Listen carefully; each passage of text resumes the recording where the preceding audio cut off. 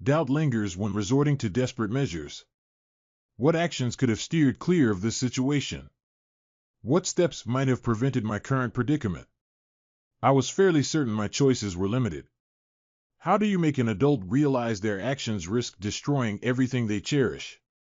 You can't coerce them into anything, you can only helplessly witness and handle the aftermath. That's where I found myself. My affectionate wife believed this would strengthen us, showcasing our love's depth and significance. I perceived it as a testament to her weak affection, highlighting her selfishness and indulgence. I'm just an average man leading an ordinary life. I'm not a resilient, tender, romantic hero. Like anyone else, I have flaws. I often focus too much on myself, work excessively, and occasionally express unwarranted anger. It's not intentional, it just happens. I'm only human. Such is life. Work and events often disrupts the flow. Amanda and I have been married for 19 years, enjoying closeness moments 2 or 3 times a week. It was always pleasurable, and we shared the enthusiasm for more when time allowed. Hobbies like football, good books, or TV shows, along with parental responsibilities, sometimes diverted our attention. Yet we made time when necessary or when desire struck. Our marriage sailed smoothly. Our finances improved, and our daughters, Olivia and Audra, aged 16 and 14, added joy to our lives. While I may have considered myself ordinary, they were something extraordinary. Life was flourishing until my wife entertained unconventional ideas.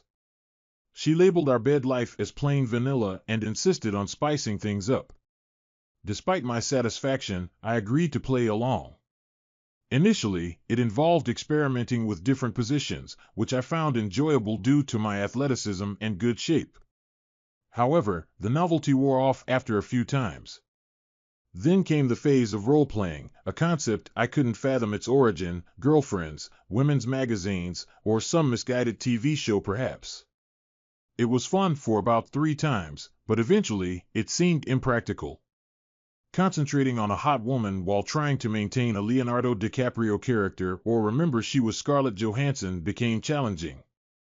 I refused to continue, and suddenly she expressed displeasure. She inquired about the last time I went on a date. I replied that just the past Friday, I took her to that Italian place she wanted to try. We went to the movies, and her mom looked after the girls overnight. As she reminded me, clarifying that she didn't mean with her, she asked how long it had been since I went out with someone else. I questioned if she was accusing me of something. She quickly assured me that she wasn't and wondered if I remembered the name of the last girl I went out with besides her. Confirming that I did, I mentioned her name was Donna. About 2 weeks after I met her, we had a big argument about that date. When she asked if I ever missed it, I laughed and said, God, no. I recalled how awful the whole dating thing was, not the date itself, which was pretty good, working up the nerve to ask a girl out, worrying about being shot down, awkward first conversations. It was traumatic as hell, more like absolutely terrifying. She then asked what brought this on. I explained that I was just wondering if she ever felt like she'd like to go out on a date with someone else. She assured me that she had never felt like that. She recalled being extremely upset when I went out with Donna, reminding me that she told me she wanted us to be exclusive. I agreed, mentioning that I wanted the same. I added that if I felt differently, I wouldn't have asked her to marry me. Being married, I explained, means you don't go on dates with people other than your spouse. She dropped the subject, and I didn't hear any more about it for a month.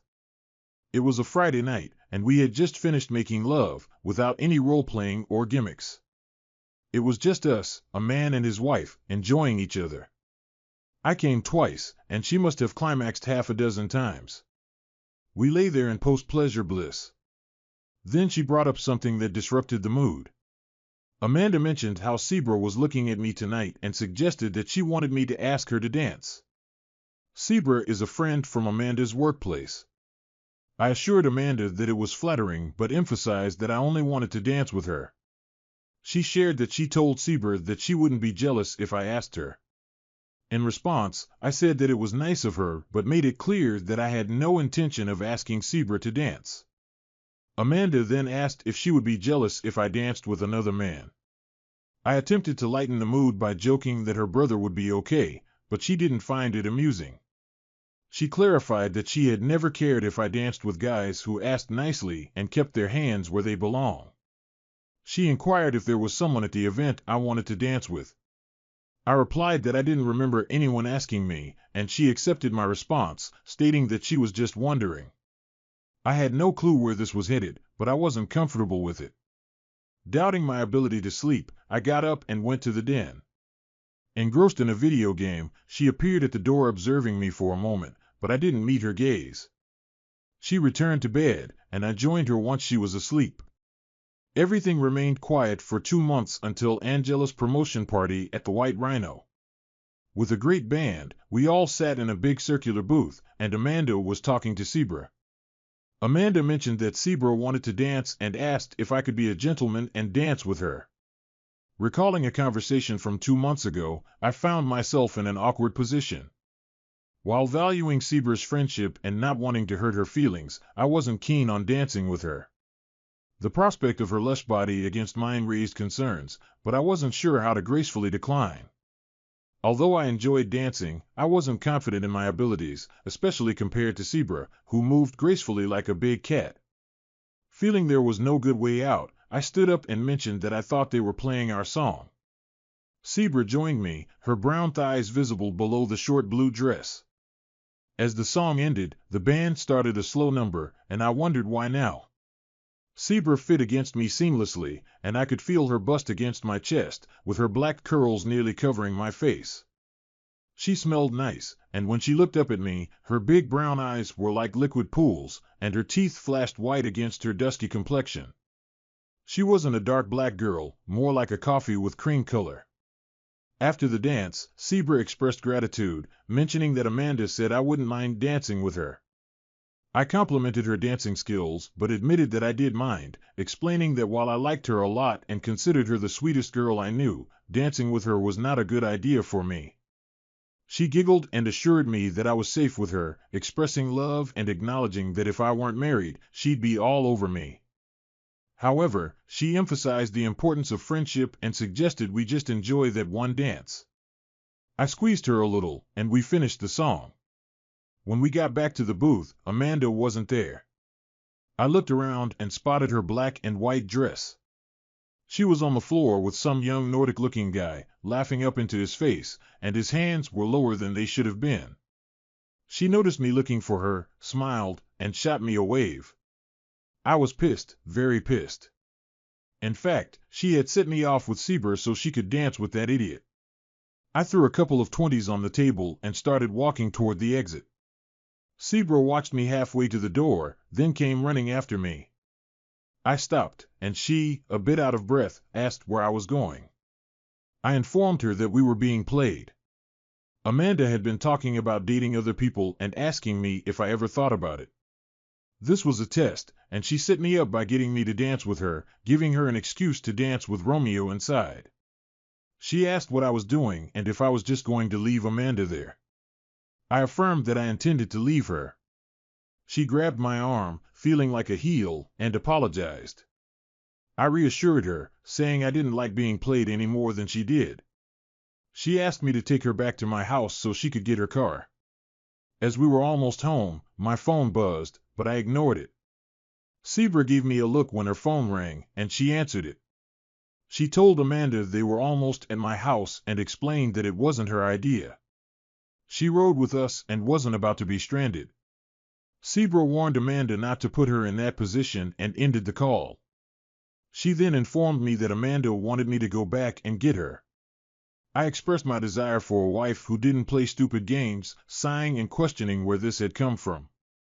Sebra explained that it was Marcy from work who had been talking about having an open marriage, claiming it made their bed life better. She and her husband, Herb, hardly talked and spent their time trying to involve their friends. Amanda fell for it, and Sebra believed she was trying to set us up. I was surprised when Sebra mentioned that Amanda knew she loved me and had always been attracted to me. I nearly choked and apologized for the awkward situation. Zebra expressed that she found me gorgeous but emphasized being the one-woman kind of guy, not good at sharing toys. She reassured me, questioning why she should be sorry, as she had nothing to do with Amanda's actions. I had the opportunity to dance with my dream man, and I felt no regret about it. I assured her that I would let her know what happened, and she left in her car. Entering the house, I thought for a moment, then gathered my belongings from the master bath and relocated them to the one in the guest room. I also retrieved my work items and placed them there, locking the door. I went to sleep, possibly aided by the drinks I'd consumed. I was partially awakened by the slamming door downstairs and echoing footsteps in the hallway. The doorknob to the bedroom twisted a few times, followed by a tap on the door. I heard Amanda's stage whisper, cautious not to disturb the nearby sleeping girls, asking what was going on. The tapping and whispering persisted for about 10 minutes before her footsteps retreated to our bedroom, or what used to be ours. Strangely, I found myself disliking the bed in the guest bedroom. In an attempt to slip away before she woke up, perhaps a coward's plan, I failed. She descended the stairs while I packed files into my briefcase. She sputtered, clearly angry, questioning what was wrong with me.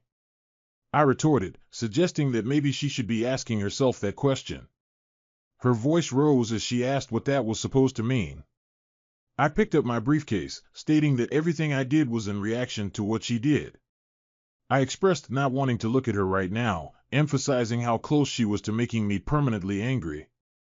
Instructing her to get her act together, ensure all her points were checked off, and be ready to talk about it when I got home, I mentioned that I would pick up the girls and take them to Mom's house to settle the matter. Her face went pale, and she claimed to have no idea what I was talking about, suggesting the possibility of having something planned for the night. I told her it was up to her, stating that if she was interested in fixing what's broken, she should be ready and stop with the excuses. I added that if she was fine with the way things were, she could do whatever she wanted. I concluded by telling her to move her belongings into the spare bedroom because I liked my bed, making it clear she wasn't welcome in the same bed as me. She puffed up, but I left her there and went to work. I picked up the girls from school, and they happily went to Graham's for the evening. I informed Mom that Amanda and I were having some problems and needed some time to ourselves. She hugged me and expressed her love. I was grateful not to have to answer a bunch of questions. Amanda was there when I got home. She had made cookies, and a plate of them and a cup of coffee awaited me. Standing up, she clung to me for a moment, kissed my cheek, and sat down beside me on the sofa. I helped myself to a cookie, oatmeal with chocolate chips, and M&Ms. It seemed like we were off to a good start, and I hated to spoil all this amicability. I addressed Amanda, expressing my disapproval of the unpleasant situation she created the previous night.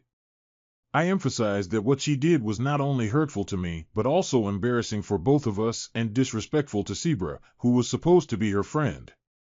Amanda had difficulty making eye contact and apologized for her actions. Reflecting on my own behavior, I recognized that I shouldn't have handled the situation that way.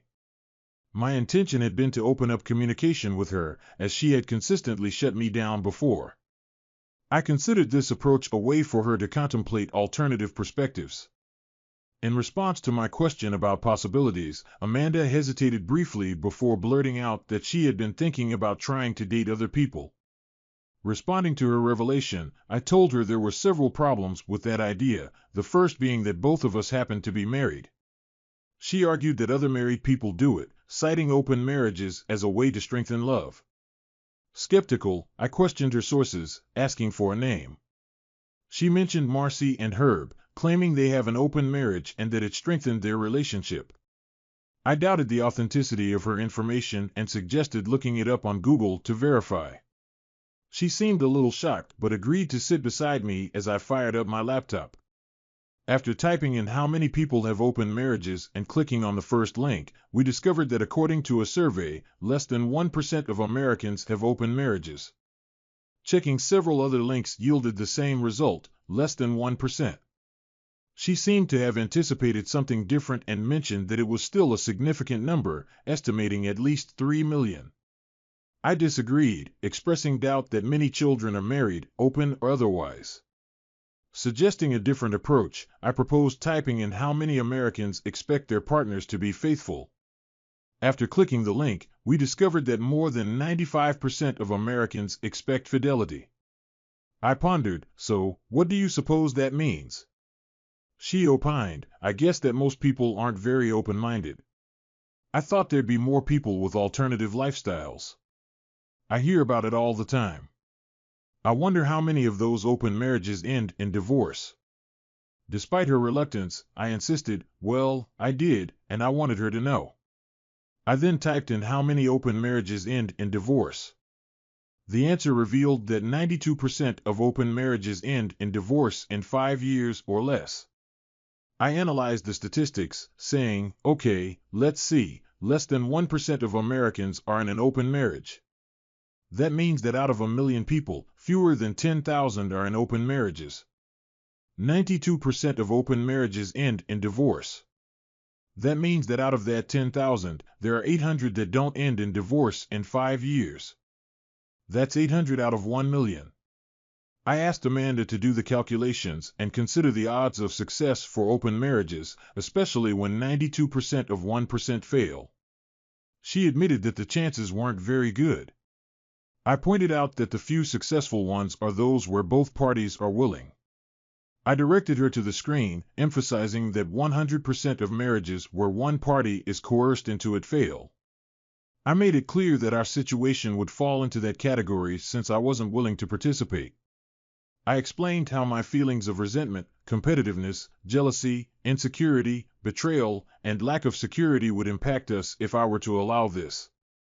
I expressed that the only reason I would endure such painful absurdity is if I were desperate to keep her, but I reassured her that I'm not that desperate. I mentioned that other women are attracted to me, citing an encounter from the previous night. I stated that if I were a pathetic loser or a sick individual, I might be interested in playing her game, but I clarified that I'm not that man. I made it clear that I would prefer her to shoot me in the head than break my heart. Amanda weakly responded that she didn't think everything on the internet could be believed. I acknowledged her point, stating that a good bit of it was probably misinformation, especially the part about many people having open marriages, which I suggested she shouldn't believe. I questioned her trust in Marcy, asking if she believed everything Marcy told her, and pointed out Marcy's history of multiple divorces. When Amanda didn't know about Marcy's husband, I pressed further, learning that Marcy had been divorced 4 times.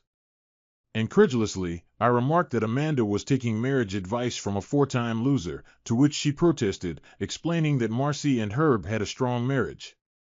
Expressing my disgust with the situation, I asked Amanda about the source of all this information. She revealed that Marcy talked about it all the time, and I also discovered that Marcy and Herb hardly spoke to each other, spending their time trying to engage in closeness activities with their friends. Expressing my frustration, I questioned Amanda about her actions, asking her how she thought this situation would end.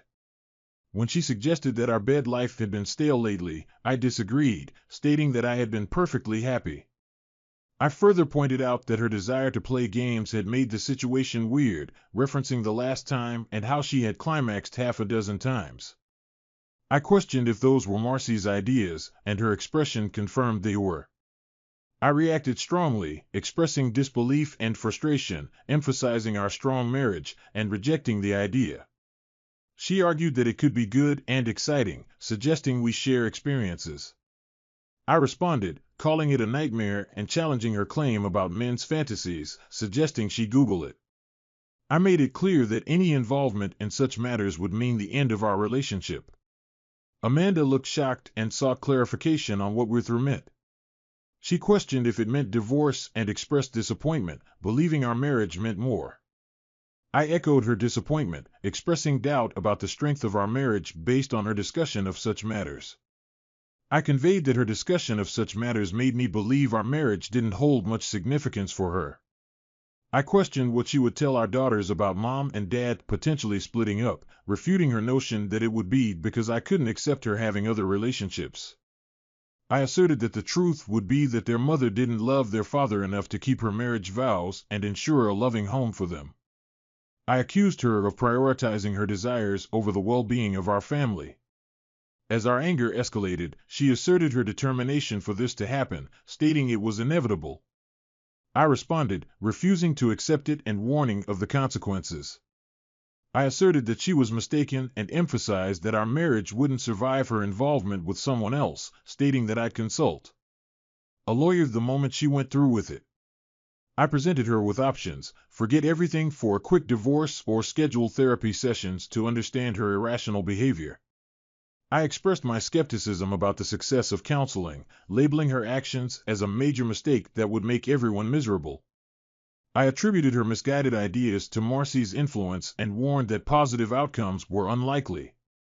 I made it clear that I wouldn't sit idly by, emphasizing the potential suffering for everyone involved.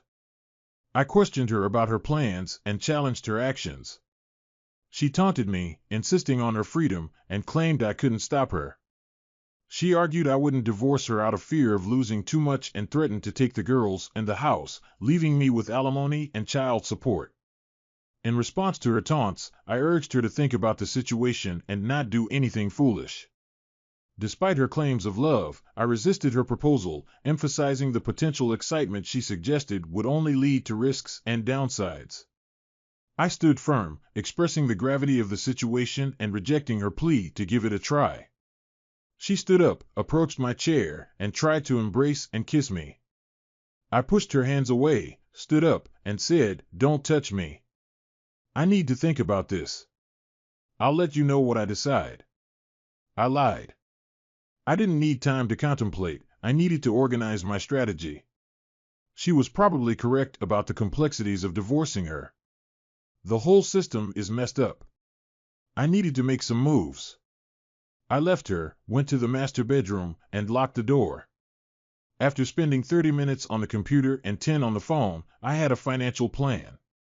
The problem was the girls. Under Georgia law, where we lived in Atlanta, children over 14 get to choose their custodial parent. I was confident about Audra, my daddy's princess. Olivia loved me, but she also held her mother in high regard. I doubted Audra would go with Amanda, and I hoped Olivia wouldn't want to be separated from her sister. I was betting that if I could make them aware of Amanda's plans and how she intended to use them as leverage for this open marriage, they would want nothing to do with her. It was cynical, and I hated every thought I was having, but I wasn't the one changing the rules. If Amanda had come to me before our marriage, expressing her desire to remain faithful for 19 years and then explore other relationships, would I have married her? Absolutely not. I would have left immediately. She knew it, and she would have done the same. She wanted to change the rules and force me into compliance, resorting to extortion tactics. The conversation unfolded 2 nights later, with Amanda beginning by offering an apology that I wasn't inclined to accept. I questioned her about the decision to see a therapist and engage in marriage counseling. When she denied having any issues and shifted the blame to me for planning to be with other men, I countered, pointing out the contradiction. She insisted she wasn't planning anything specific, just suggesting we have the option if it came up.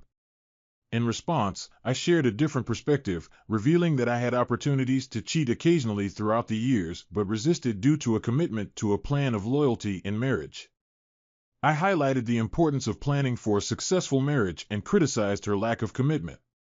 I expressed concern about the impact on our promises to each other, our children, and even to God. Despite her hissing response, I questioned how the girls would perceive her betrayal, asserting that she wouldn't be telling them anything. Later that day, Amanda threatened that as the mother, she would undoubtedly get custody of the kids, ensuring I would never see them again. She vowed to make visitations difficult, cautioning me not to say a word to them. After a heated exchange, she glared at me, stormed off, and created enough commotion for anyone on the stairs to hear a couple of faint gasps and a muffled sob. When I reached the stairs, the girls were no longer there. I went to Audra's vacant room and proceeded down the hall to Olivia's room, where I heard hushed voices inside. Upon knocking, Olivia asked what I wanted, and I requested to come in. She opened the door, and both of them had obviously been crying. Sitting between them, I embraced them both and expressed regret that they had to witness such a conversation. I explained to them my belief that they wouldn't believe me unless they heard the conversation themselves. Olivia reassured me, saying it wasn't my fault, placing the blame on her mother. She mentioned not initially believing me, but now understanding the situation. Audra expressed disbelief at her mother's actions, questioning how she could do such a thing to me and to them. I admitted not knowing the exact motivation, stating that Amanda had been influenced by negative influences at work and had made a firm decision to go through with it. I shared my unsuccessful attempts to dissuade her and mentioned her lack of concern. Concerned about her well-being, Audra asked if Amanda was unwell, to which I responded that I had no clue about her current motivations. I mentioned suggesting therapy and marriage counseling, but Amanda showed no interest. Audra asked what they should do, and I advised them to do nothing for the time being. I explained my plan to wait until Amanda believed I had given up, anticipating her going on a date.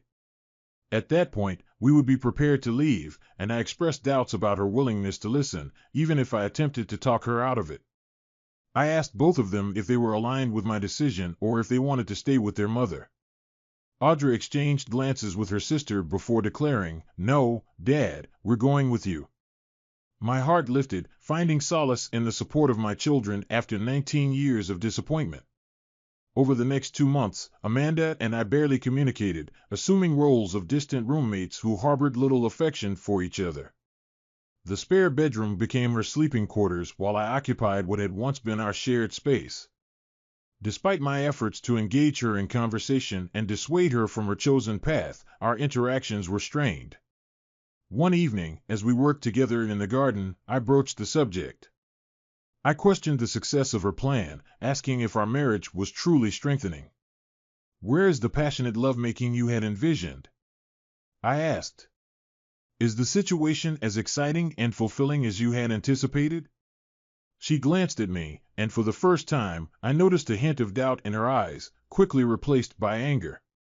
She snapped back, asserting that the situation was a result of my behavior. I expressed my disapproval of my wife planning to engage with others, emphasizing that it wasn't a scenario I welcomed. In response, she insisted that I was the one at fault. During our heated exchange, she practically shouted that I needed to consider the positive aspects of the situation. According to her, everything could be perfect if I let go of my stubborn pride. I questioned the idea of perfection and for whom it would be ideal. From my perspective, the current situation was far from perfect and certainly not favorable for me. I challenged her assertion that she loved me more, emphasizing that my love for her was expressed through granting her freedom while maintaining my commitment. I perceived her desire for exploration and boundary pushing as selfishness rather than an expression of love. I made it clear that my love for her was reflected in my decision not to engage in relationships with others, and if she truly loved me, she would do the same. I questioned Amanda about when she stopped loving me, to which she tearfully denied and claimed her love for me had grown stronger. I challenged her notion of love, suggesting that her actions felt like driving a stake into my heart. In response, she became furious, announcing her plan to go to a club with a colleague, Bill White, on Friday night. She insisted that I join them, promising it would be an exciting experience. Reluctantly, I agreed, stating that since she was going to do it anyway, I might as well go along. As she rushed across the garden, she embraced me tightly, expressing gratitude for my willingness to participate. Despite her assurances, I was already filled with regret, finding the situation unbearable. Contemplating seeking support from Sebra, I decided to give her a call. It became evident that Sebra was furious upon learning about the plan. She expressed her anger, stating that she had no idea she was being set up to be with me when Mandy invited her to go clubbing with Bill White. Upon hearing the plan, she vowed to confront Mandy. When I requested her help and trust, assuring her that I needed her assistance in this critical moment as I was planning to leave Mandy, Sebra initially expressed her distrust. After calming her down, I explained my plan to pretend to be okay with the situation and asked her to play along by going home with me. She hesitated for a moment before asking what I had in mind. She laughed and questioned the sincerity of my plan, expressing doubt that it might be a devious plot to get her into my house. Amused, I admitted that it indeed was such a plan and clarified that I needed her assistance in moving the girls to my new place while I retrieved our belongings from the house. Surprisingly, she found the vengeful aspect of the plan appealing and agreed to participate. Throughout the week leading up to Friday, Amanda engaged in closeness moments as if there were no tomorrow. On Friday, I emphasized once more before heading to work whether she was absolutely certain about the decision and suggested she could still call off the plan. I reminded her of the enjoyable week we had spent together. However, she remained resolute, assuring me that we could discuss it afterward if needed. She expressed gratitude for my willingness to go along with her plan and assured me that the upcoming night would be the best. Yet, she danced her way out of the bedroom. She knew I was going to love this, right? I thought sourly. Let's get this day over. When Sieber stopped by the house on Friday evening, she was absolutely stunning. Amanda was cute, petite, and slender, with a cute face that belonged on a teenager. Sieber was in a whole different league. She was tall, and she had one of those bubble butts you hear so much about and almost never see. Amanda was a bit flat back there. Sieber wore a short, tight red sheath dress adorned with sequins, looking stunning.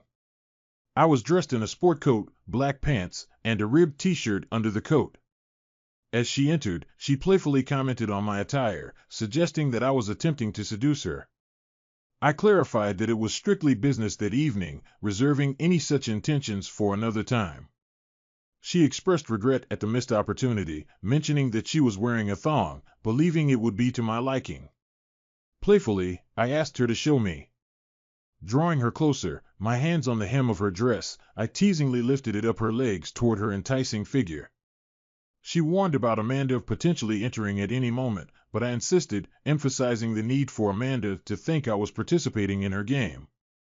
We shared a moment of laughter as I continued the playful interaction. As I was about to appreciate the delightful view in front of me, Amanda entered the room unexpectedly. There was a moment of surprise, and Sieber quickly adjusted her dress. Amanda greeted us with a smile, commenting on the apparent early start to our evening. I responded with a playful suggestion that she and Bill should be the ones getting a room. Amanda smirked at us, picked up her clutch, and we headed out for the night. Bill met us at the club. I don't think the evening started the way he'd expected. I shook his hand and just crushed it. I've been powerlifting for years, and one thing it does if you lift without straps is it gives you quite a grip. I could see him start to go weak in the knees, and I let him go.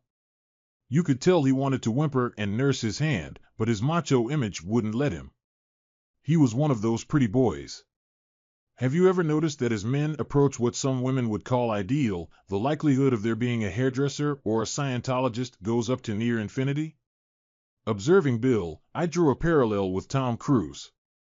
Curious, I inquired if he was a hairdresser, to which he chuckled and dismissed the idea, stating that hairdressers are predominantly gay. Acknowledging this, I brought up L. Ron Hubbard and revealed my affiliation with Scientology for 6 years, explaining that I was testing a theory. Sieber, having heard my theory before, was on the verge of choking and seemed ready to burst into laughter. Glancing at Amanda, who was visibly red with anger, I realized I might have shared too many private theories with Sieber. Deciding to change the subject, Sieber suggested finding a booth and marched away with a tense posture, with Mr. Bill trailing behind her at a safe distance. Once he was out of earshot, Sieber erupted into laughter, and I joined in, acknowledging, "You're a mean man, Corwin." "Yeah, well, this is a hell of a night," I responded, encouraging her to pull herself together and act like she was seducing me. Sieber played her part convincingly.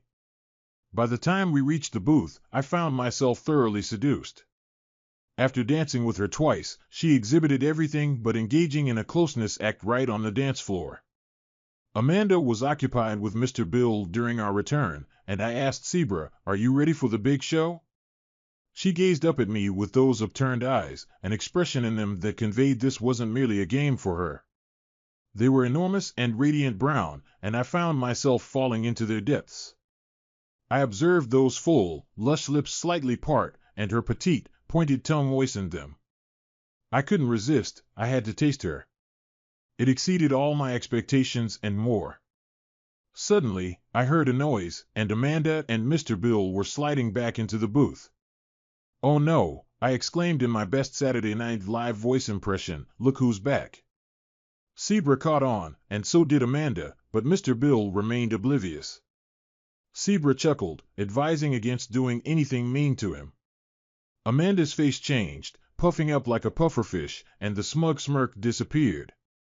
I informed them that Zebra and I were planning to leave. I suggested they have fun, and Amanda escorted us to the door. She inquired about my well-being, noting that I had been acting like an idiot earlier. I responded that I was not okay and urged Mandy to consider leaving now with me. I proposed going home and trying to work things out. I warned that if she stayed, it would be a permanent decision. She expressed her excitement, mentioning that this would be great for us, and advised me to go and enjoy myself, assuring it would be awesome. She encouraged me to avoid being an idiot. I retorted, implying her interest in Mr. Bill, not me, and stated that we were leaving. She grabbed my arm, insisting it would be a great experience, emphasizing that Zebra was interested in me. I questioned if she was spending the night with him, teasing about his stamina. She hesitated a bit, mentioning she might get home around midnight, planning to spice things up with Mr. Bill. I slapped myself on the forehead, remembering their plans. I told her to be quiet if Zebra and I were still engaged when she returned. She kissed me, and I hoped she enjoyed it, knowing it would be the last one. I left and got into the car where Zebra was waiting. She asked if I was sure about my decision, considering my long marriage. I sighed and affirmed that I was sure. She commented on my seemingly calm demeanor, expressing surprise at my lack of distress. I explained that I had run out of emotional energy, having been upset for an extended period. I clarified that I was now just tired and sick, wanting the ordeal to be over. I mentioned that I had shed countless tears, but that time had passed, and it was now time to move on. I suggested going to get the girls. Upon arriving, we noticed the moving truck already being loaded. The girls were busy carrying their clothes downstairs and packing them in large plastic tubs. As for furniture, we were only taking essential items, such as the bed from the master suite, the girls' beds, their TVs and electronics, and the big screen we had replaced 6 months ago with an even larger one. When the girls completed their packing, Zebra took them in her car, and they drove to our new place. It was as far from the old one as we could get while still remaining in the same school district. The guys finished packing, and I took a final look around. It appeared empty and silent, with only the ghosts of 19 years lingering.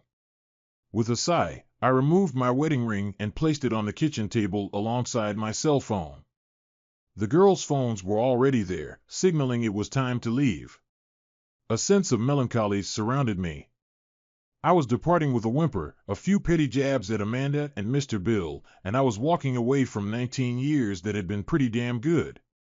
Oh well, stuff happens. I locked up, loaded my tools from the garage into the back of my truck, and departed. The girls were quite excited about the new place, especially with its backyard pool. They couldn't wait to try it out the next day. "Do you like that, baby?" I asked Audra. She yeeted. She said I had no idea what yeet meant, but it sounded positive. Zebra was present, still looking amazing. However, even if she had been Jennifer Lawrence in the flesh, I was just tired. Not that I prefer Jennifer Lawrence to Zebra, but you know what I mean. I think she sensed that and gave me a dazzling smile, a quick peck on the cheek, and then she was gone. The lingering scent of her perfume was the only reminder that she had been there. We went to bed, and surprisingly, I slept. Not well, but I did sleep. The next morning, I got up and made coffee, and the girls joined me. After a while, we had a Danish Kringle and chocolate milk for breakfast, and they watched cartoons on TV until noon. 2 gorgeous little bikini-clad bundles of energy were then splashing in the pool while I lounged and observed. I wasn't really paying attention, wondering what Mandy was doing. By now, she'd likely be frantic, calling everyone she could think of, trying to figure out what had happened. She was going to have a tough time finding us. I wasn't working. I had sold the business and made out well. The girls weren't in school, it was summer vacation. We weren't going anywhere except to the grocery store, and we walked or took a bus there. The truck was parked in the garage. I was sure she had the police looking for us, but not having a car would be problematic for them. The only way she could reach us was electronically. She flooded our inboxes with messages, immediately messaged the girls whenever they signed onto social media, and sent tweets and messages on Instagram. We read them but didn't respond. Let her find us the hard way. I anticipated that she would eventually look for me, considering she had work and bills to pay. I, on the other hand, wasn't making any payments, and I knew she would quickly fall behind. We had significant equity in the house, and losing it wouldn't be something she'd desire. About 3 weeks later, a private detective approached me in the grocery store.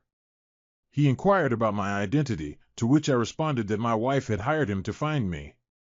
He declared his intention to inform her of my whereabouts and suggested I give her a call. Threateningly, he warned of charging me with stalking if he saw me around. Dismissing him, I told him to smack it, expressing no intention of reaching out to her. It turned out I didn't have to. The police showed up, and Mandy had fed them a line that I had kidnapped the girls.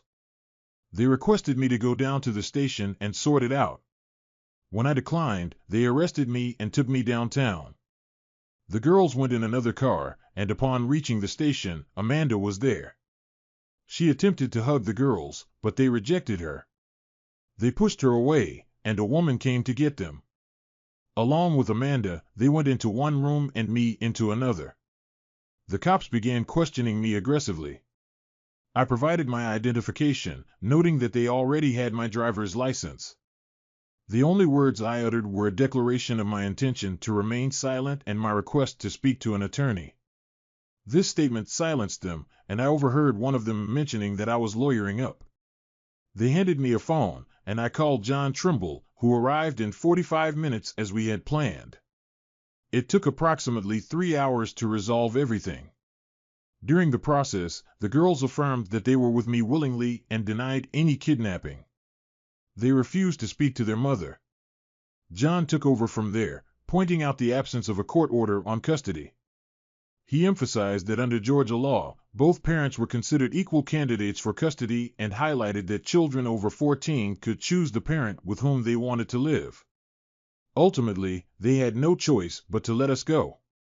Sebra walked out with us, and Amanda trailed behind, pleading with the girls to talk to her. They got in Sebra's car and drove away, leaving us alone in the parking lot. Amanda was crying buckets, appearing like a mess. She turned those forlorn eyes toward me and fell to her knees. I reminded her that I had previously begged her not to mess around with Mr. Bill, stating that she hadn't listened, so why should I? She continued pleading, asking me not to treat her this way, and expressing sorrow.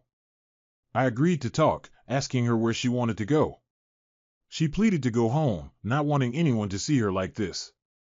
I suggested going to my home, as I had no interest in going to hers and didn't know who she had been involved with there. She gave a little wail of dismay but nodded her head, agreeing to go to my home. Okay, Corwin, whatever you want, but it's your home too. I didn't argue with her. She suggested that I ride with her, but I declined, opting to call a cab instead. She followed me home, knowing the girls were with Sebra and spending the night. I welcomed Amanda in and got her a cup of coffee. We sat at the bar, and an uncomfortable silence lingered. Silence hadn't been uncomfortable between us since our third date, but it sure was now. After a while, she asked what I wanted, and I countered by asking if I had mentioned wanting anything. She clarified, asking what she needed to do to get me to come home and see the girls. I responded that I had no control over her seeing the girls, it was their choice. She accused me of poisoning the girls against her and suggested Marcy might have told me about it. I inquired if Marcy was the oracle of all wisdom. She repeated her question, asking what I wanted. I noted that the funny thing was, I hadn't said a word to the girls about her. The only thing I had told them was that I was leaving and they needed to decide who they wanted to live with. When she pressed on, wondering who had told them, I revealed that she was the one who had told them. Confused, she asked when she would have said anything. I reminded her of the night in the living room when she threatened me, and I pointed out that the girls were sitting on the stairs, overhearing every word she said. Her face went pale, and she started sobbing, unable to continue. I conveyed to her that the girls believed she had poisoned their perception, and I added that I also shared that belief. Her pleading was pitiful, reminiscent of my own. I responded callously, expressing indifference towards the situation with the girls, stating that she had messed it up and needed to fix it. When she asked what could be done with me, I suggested she file for divorce. She insisted that she didn't want a divorce, she just wanted me to come home. I asserted that I considered myself already at home, clarifying that I didn't live with her. She apologized, admitting it was a mistake to force me into the situation and expressing regret. She pleaded for forgiveness, proposing to go to a marriage counselor or a therapist. In response, I explained that the problem wasn't that I didn't want it, but that she did. I demanded that she file for divorce and warned her that if she didn't do so within a few months, I would take the initiative. I made it clear that I wanted nothing to do with her, considering our relationship irreparable. Angry, she called me a fool, accusing me of taking all our money by selling the business and emptying our bank accounts. I defended my actions, stating that I had sold the business at a significant loss and had taken only the money I had earned. I emphasized that I didn't have a dime of it left. All of that was indeed accurate. I had securely stashed the money away in an offshore account, realizing it was crucial to do so before the divorce proceedings began. The records indicated that I sold the business to a Danish company for an amount less than what I owed in taxes. I had intentionally overpaid the IRS significantly, with the surplus funds held to offset future tax liabilities. Our brokerage accounts remained untouched, although I recognized that I would have to relinquish half of them to secure the girls' financial future. I had initiated a trust for them, ensuring they would be financially comfortable. For the next 3 months, as part of my strategy, I had been frequenting various grocery stores, Walmarts, and convenience stores in town. Using my debit card, I made a point to request cash back every time the machine prompted me to do so. I had been obtaining cash ranging between $60 and $80 from numerous stores in town, with 3 people involved in each transaction. This strategy had the potential to accumulate a significant amount quickly. The transactions were legitimate, and I had a substantial stack of cash stored in an old chest in a storage building, ready for use once the coast was clear. Addressing Amanda, I informed her that she could have the house. The equity built up in it was sufficient for her to sell, get out of the mortgage, and manage for a while.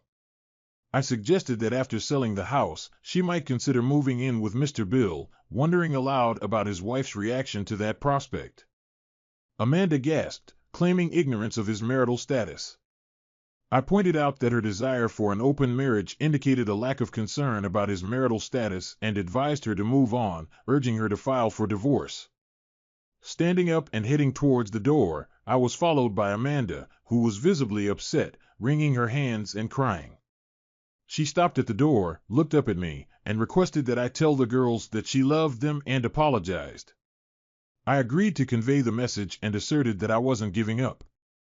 I clarified that I wasn't filing for divorce because I didn't want one, expressing my desire for her to come back home. She commented on my apparent lack of open-mindedness and expressed regret that she hadn't anticipated the situation turning out this way. She continued professing her love for me and declared her intention to keep trying. I was too tired to argue with her.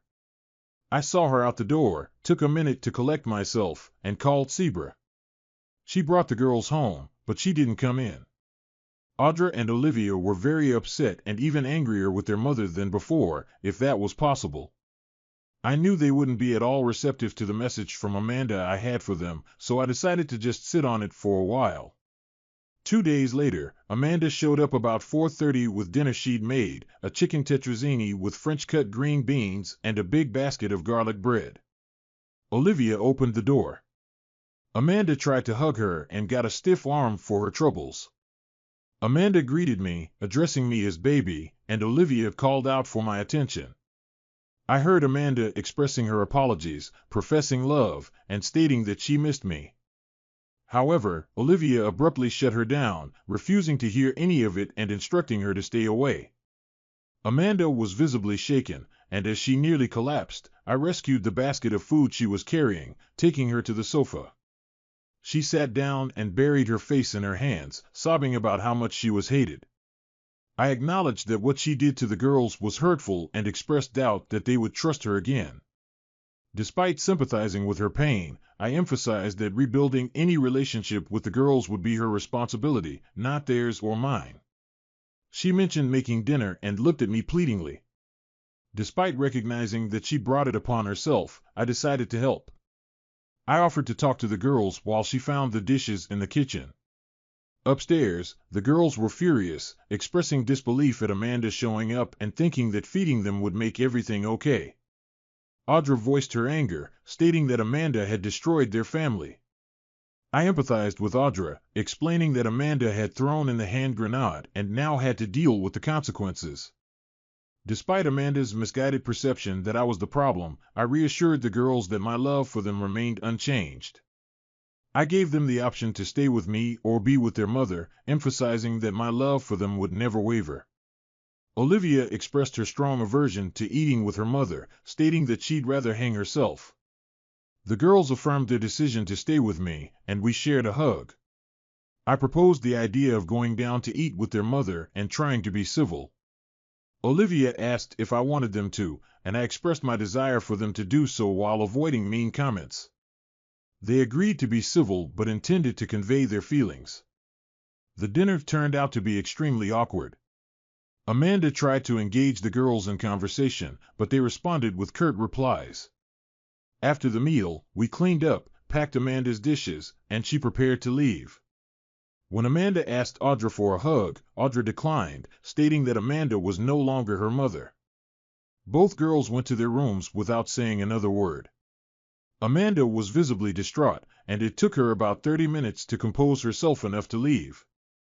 Despite feeling pity for her, I took no responsibility for the situation. I found satisfaction in the turn of events, enjoying every minute of it.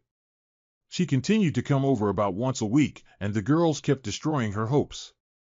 She didn't file for divorce and continued to try to talk me into moving back in with her.